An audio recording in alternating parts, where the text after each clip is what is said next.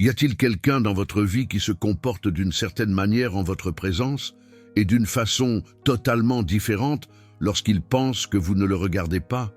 Peut-être le soupçonnez-vous déjà? Peut-être avez-vous aperçu de petits éclairs, quelque chose qui ne colle pas, mais chaque fois que vous essayez de le confirmer, cette personne remet son masque parfait et vous finissez par douter de vous-même. Carl Jung a consacré des années de sa vie à étudier ce phénomène.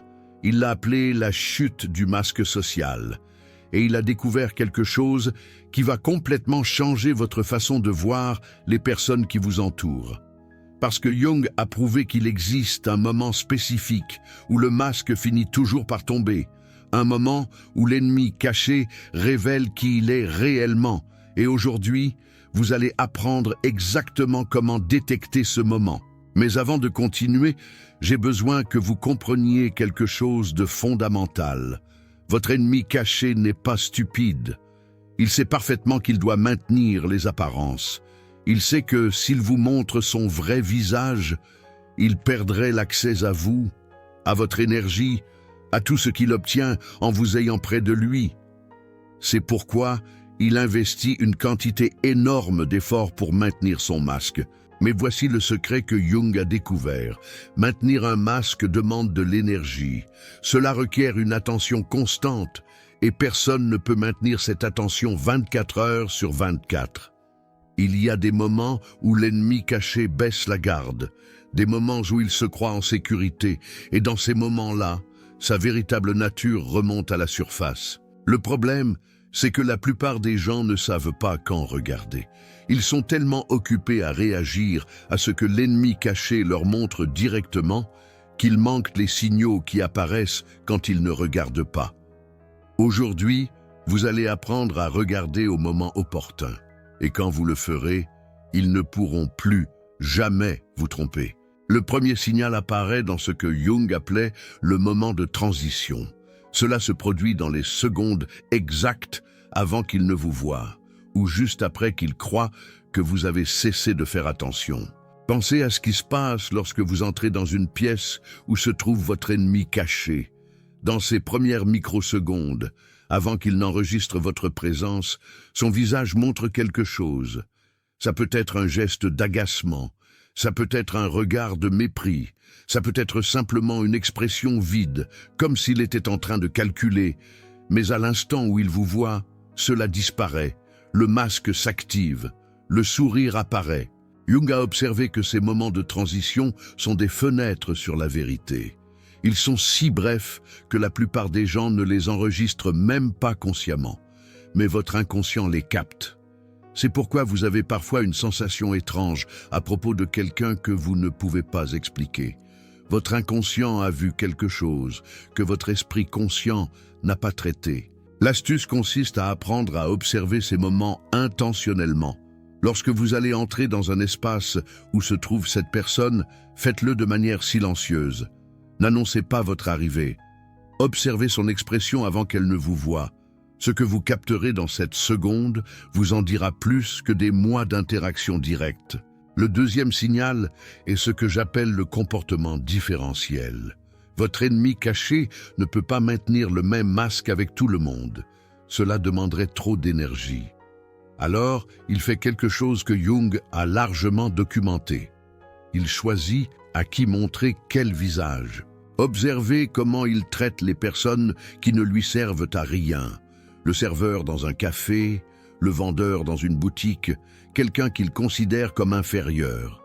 Avec ces personnes, le masque se relâche, il n'a rien à gagner d'elles. Alors, il ne dépense pas d'énergie à les impressionner. Si votre ennemi caché maltraite les personnes qu'il considère comme insignifiantes, mais qu'avec vous, il est charmant, cela vous dit exactement où vous en êtes. Vous n'êtes pas quelqu'un qu'il respecte. Vous êtes quelqu'un dont il veut quelque chose. Et le charme qu'il vous montre est simplement l'outil qu'il utilise pour l'obtenir. Jung expliquait que la véritable nature d'une personne se révèle dans la façon dont elle traite ceux qui ne peuvent rien faire pour elle. Si vous voulez savoir qui est réellement votre ennemi caché, ne regardez pas comment il vous traite.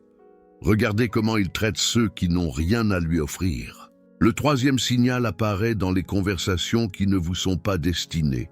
Votre ennemi caché surveille chaque mot quand il vous parle. Mais quand il parle avec d'autres, surtout quand il croit que vous n'écoutez pas, les mots affluent différemment. Faites attention à ce qu'il dit de vous quand il croit que vous ne l'entendez pas. Vous n'avez pas besoin d'espionner activement. Vous avez juste besoin d'être attentif au moment où les murs sont fins, quand la voix arrive d'une autre pièce, quand un appel s'entend involontairement. Jung a observé que les gens révèlent leurs véritables opinions quand ils croient parler en privé. L'inconscient se détend. La nécessité de maintenir le masque disparaît et la vérité éclate. Si vous avez déjà entendu votre ennemi caché parler de vous d'une manière qui ne correspond pas à la façon dont il vous traite en face, ne l'ignorez pas. Ne vous persuadez pas que vous avez mal entendu ou qu'il plaisantait. Ce que vous avez entendu était la vérité. Ce qu'il vous montre en face est le mensonge. Le quatrième signal est le langage corporel inconscient. Jung a été l'un des premiers à comprendre que le corps ne peut pas mentir de la même manière que les mots. Quand quelqu'un vous déteste en secret, son corps le sait. Et peu importe la qualité de son masque verbal, le corps trahit la vérité. Observez la direction de ses pieds quand il vous parle. Les pieds pointent vers l'endroit où la personne veut réellement aller. Si ses pieds sont orientés vers la porte pendant que son visage vous sourit, son inconscient essaie de vous échapper. Observez le contact visuel. Un ennemi caché évite souvent de vous regarder directement dans les yeux pendant de longues périodes. Non pas parce qu'il est timide, mais parce que maintenir un contact visuel en mentant demande un effort énorme.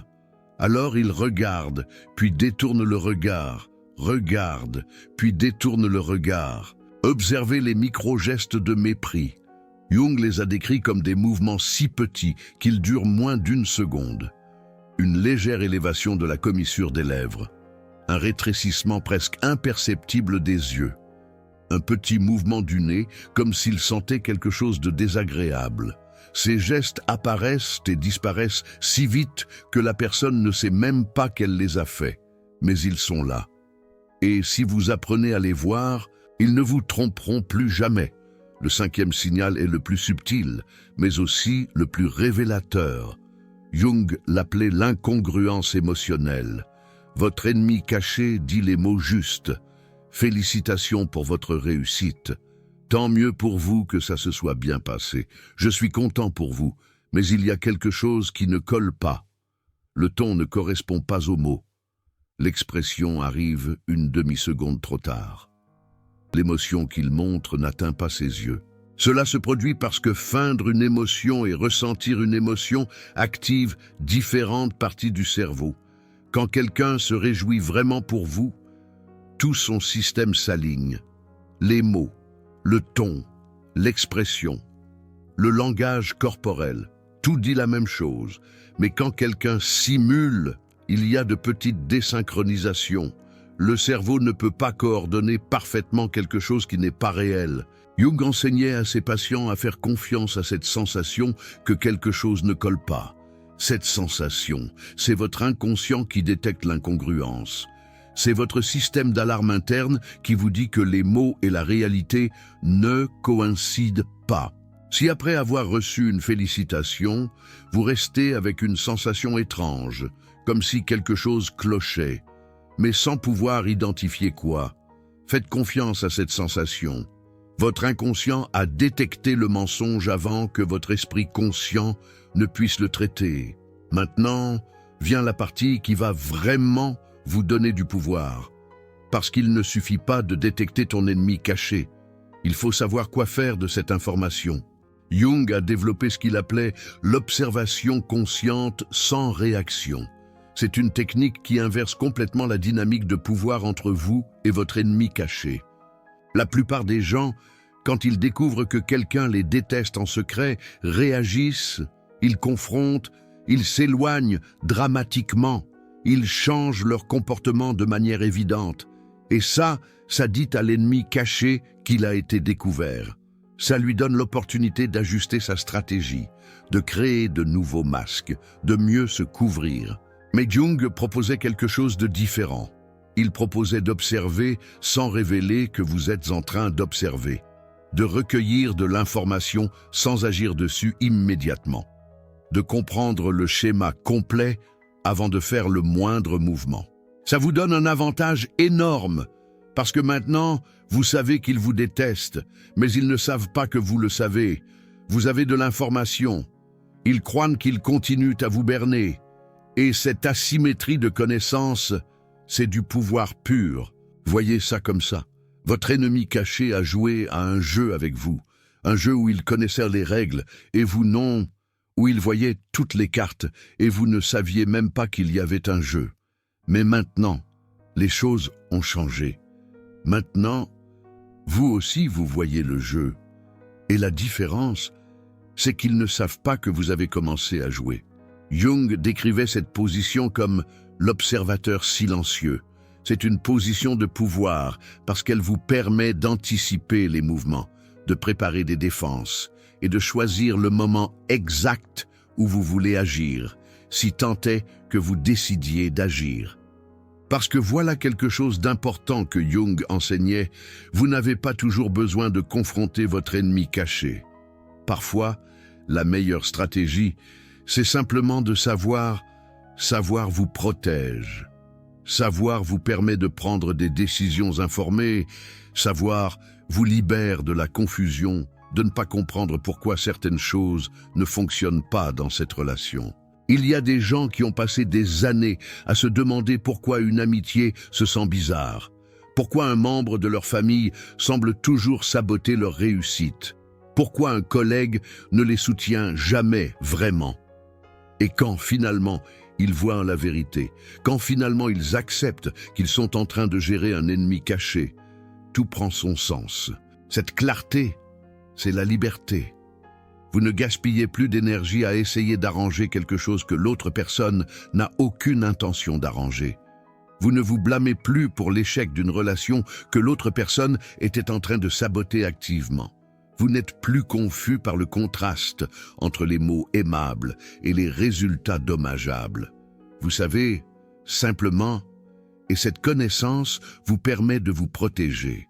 Nous allons parler maintenant des moments spécifiques où votre ennemi caché est le plus susceptible de baisser sa garde. Parce que Jung a identifié des schémas prévisibles, des moments où le masque tombe presque toujours. Le premier moment, c'est après que vous ayez réussi quelque chose, quand vous avez du succès, quand quelque chose de bien vous arrive. Votre ennemi caché fait face à un défi.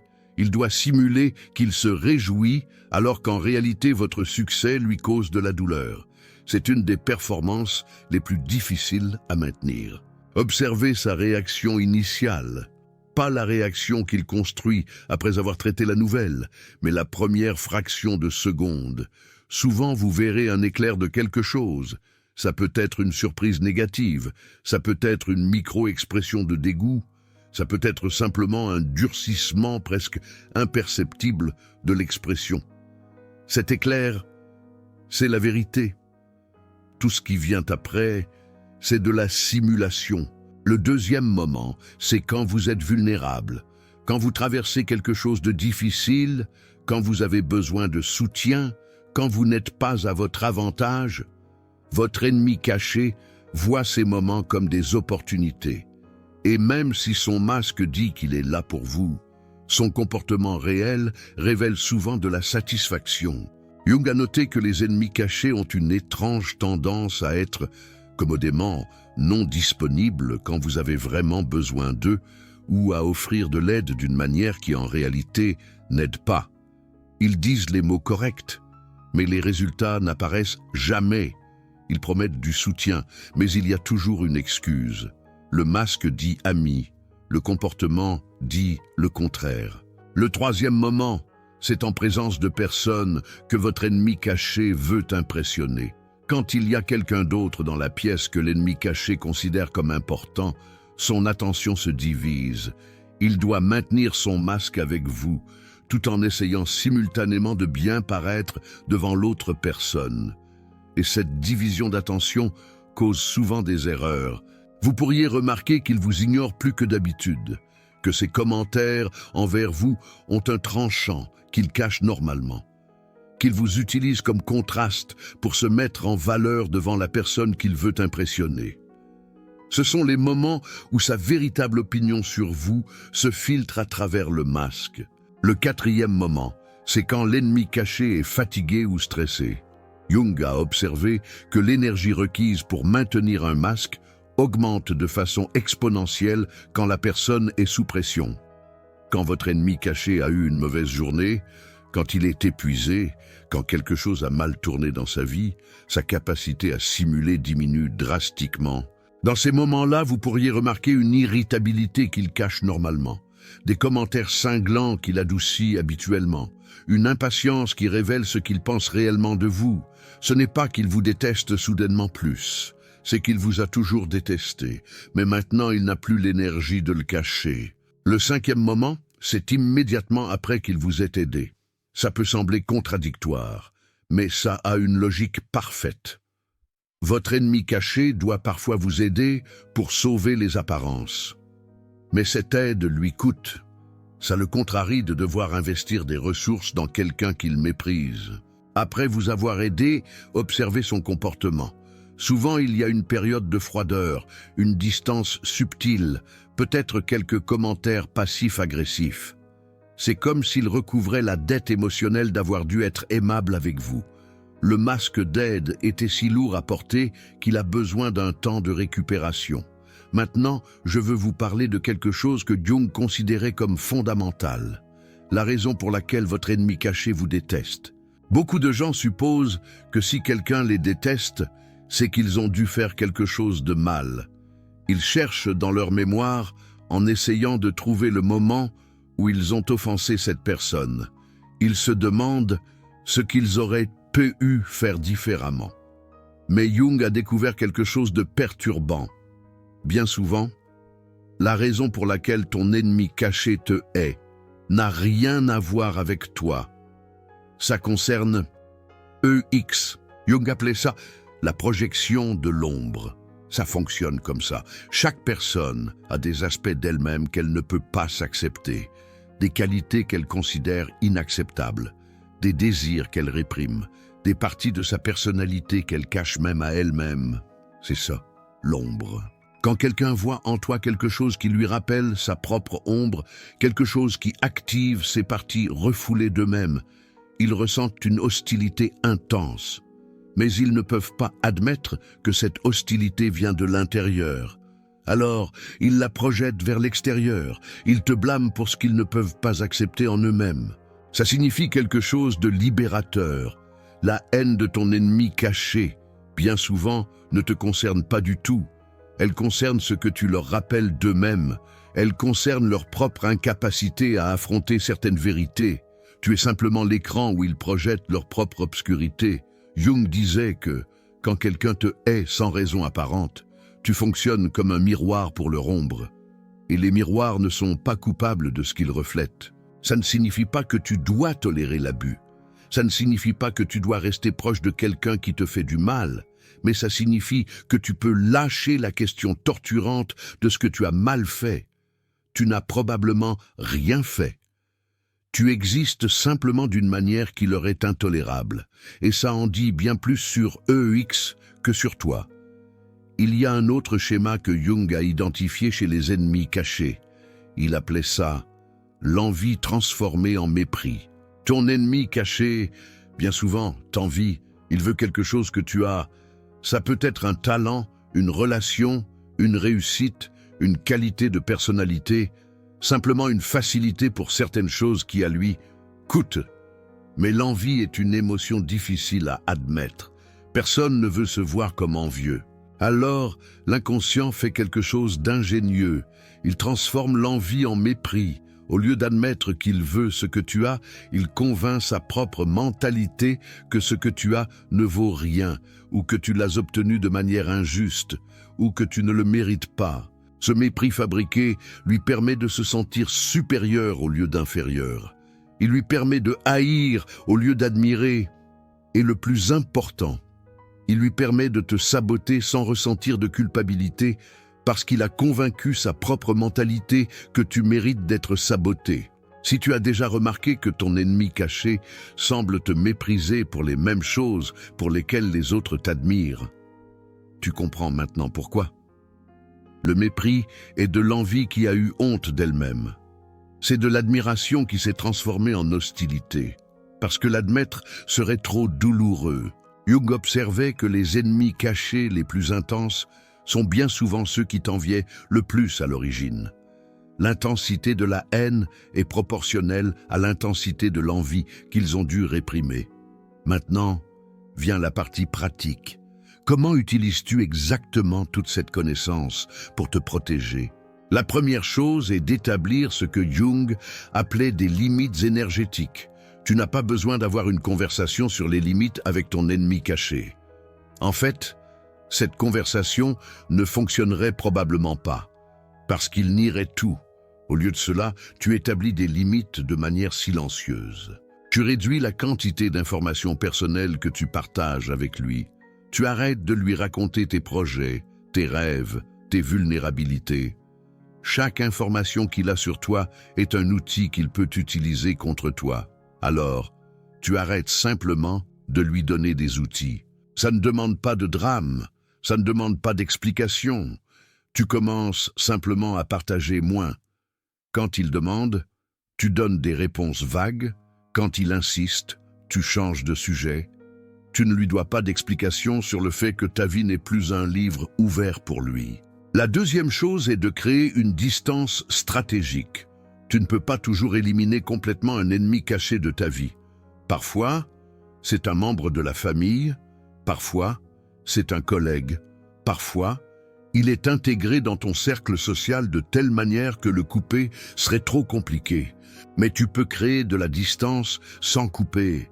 Tu peux être présent, mais pas disponible. Tu peux être cordial, mais pas intime. Tu peux participer à des événements de groupe, mais éviter les situations où tu es seul avec lui. Jung décrivait ça comme réduire la surface d'attaque.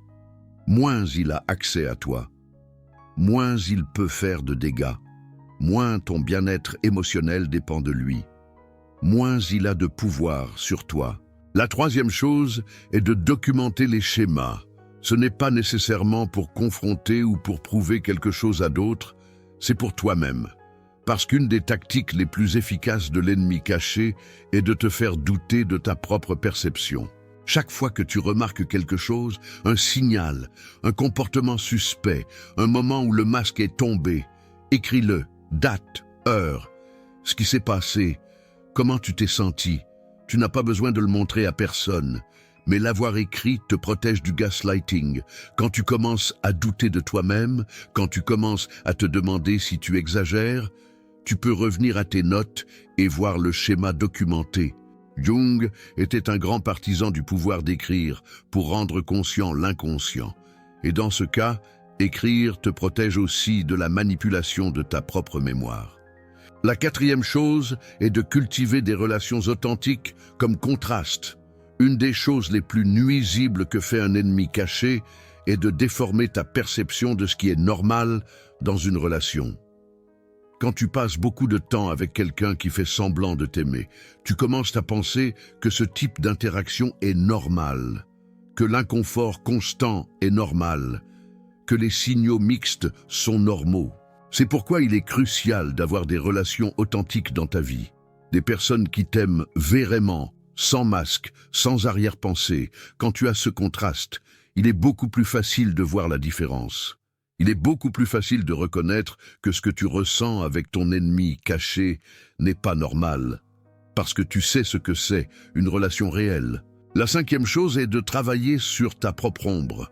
Ça peut paraître étrange comme stratégie de protection, mais Jung insistait sur le fait que c'était fondamental. Quand tu connais ta propre ombre, quand tu as fait le travail d'affronter tes propres parts d'ombre, tu deviens beaucoup plus difficile à manipuler. Les ennemis cachés attaquent fréquemment tes insécurités, tes points faibles, les parties de toi que tu n'as pas intégrées. Si tu ne connais pas ces parties, tu es vulnérable. Mais si tu as fait le travail, Si tu sais exactement quels sont tes points faibles et que tu les as acceptés, les attaques perdent leur pouvoir. Jung disait que la personne qui a intégré son ombre ne peut pas être contrôlée par qui tente de l'utiliser contre elle, parce qu'il n'y a plus rien à cacher. Il n'y a plus de honte à exploiter. Il n'y a plus de secret qu'il puisse utiliser comme levier. Si cette prise de conscience vous aide à voir quelque chose que vous n'arriviez pas à comprendre, si enfin vous saisissez une dynamique qui vous embrouillait, envisagez de soutenir cette chaîne avec un Super Thanks. Créer du contenu qui expose les tactiques des ennemis cachés n'est pas populaire auprès de certaines personnes. Elles préféreraient que ces schémas restent invisibles. Votre soutien me permet de continuer à révéler ce que d'autres préféreraient garder occulte. Maintenant, je veux partager avec vous ce que Carl Jung considérait comme l'état final de libération face aux ennemis cachés. Ce n'est pas la vengeance, ce n'est pas la confrontation, ce n'est même pas une indifférence forcée. C'est quelque chose de plus profond. Jung appelait cela la transcendance du jeu. Il arrive un moment où vous voyez si clairement ce qui se passe, vous comprenez si profondément les mécanismes impliqués, que le drama perd simplement son pouvoir sur vous. Il ne vous accroche plus émotionnellement. Il n'occupe plus d'espace dans votre esprit. Il ne détermine plus comment vous vous sentez par rapport à vous-même. Votre ennemi caché reste qui il est. Il continue d'avoir les mêmes intentions. Il continue d'utiliser les mêmes tactiques. Mais vous n'êtes plus la même cible. Vous avez changé. Vous avez grandi. Vous avez développé une clarté qui les rend pratiquement inoffensifs. Non pas parce que vous avez cessé de vous soucier de cela, mais parce que vous avez cessé d'avoir besoin qu'ils soient différents de ce qu'ils sont. Vous avez accepté qu'ils sont qui ils sont. Et vous avez construit votre vie de manière à ce que leur toxicité ne puisse plus vous atteindre. Jung décrivait cet état comme l'individuation en action. C'est devenir qui vous êtes réellement, indépendamment de ce que les autres veulent que vous soyez. C'est cesser de vous définir par les opinions de ceux qui ne vous veulent même pas du bien. Et voici l'ironie que Jung observait répétitivement. Lorsque vous atteignez cet état, lorsque vous n'êtes plus affecté par votre ennemi caché, souvent, ils le sentent. Et cela les rend fous, parce que tout leur système de pouvoir dépendait de vous affecter, dépendait de votre réaction, dépendait de votre confusion. Et quand cela disparaît, quand ils vous regardent et voient quelqu'un qui n'est simplement pas s'accrocher, ils perdent tout leur pouvoir. Ils se retrouvent à jouer un jeu où l'autre joueur a cessé de participer. Il n'y a pas de victoire plus complète que celle-là. Pas la victoire de les battre à leur propre jeu, mais la victoire de ne plus avoir besoin de jouer. Maintenant, je veux vous entendre. Combien de ces signes avez-vous reconnus chez quelqu'un dans votre vie? Commentez un numéro de UN à 5. Et si vous vous sentez à l'aise, décrivez brièvement le moment où le masque est tombé. Ce moment où vous avez vu ce que votre ennemi caché est vraiment. Parce que voici la vérité. Des milliers de personnes regardent cette vidéo et beaucoup reconnaîtront exactement ce dont je parle. Beaucoup ont cette personne dans leur vie qui agit d'une manière quand elle croit qu'on l'observe et d'une manière très différente quand elle se croit en sécurité. Et chacune de ces personnes mérite de savoir ce que vous savez maintenant. Votre ennemi caché a une faiblesse. Et sa faiblesse est qu'il ne peut pas se maintenir le masque 24 heures sur 24. Il y a des moments où il tombe. Il y a des moments où la vérité se montre. Et maintenant, vous savez exactement quand regarder. Jung l'a dit mieux que personne. Tant que vous ne rendez pas conscient l'inconscient, il dirigera votre vie et vous l'appellerez destin. Votre ennemi caché comptait sur le fait que son jeu reste inconscient pour vous. Comptez sur le fait que vous ne verriez jamais derrière le masque, mais ces jours sont terminés. Maintenant vous voyez, et voir est le premier pas vers la liberté.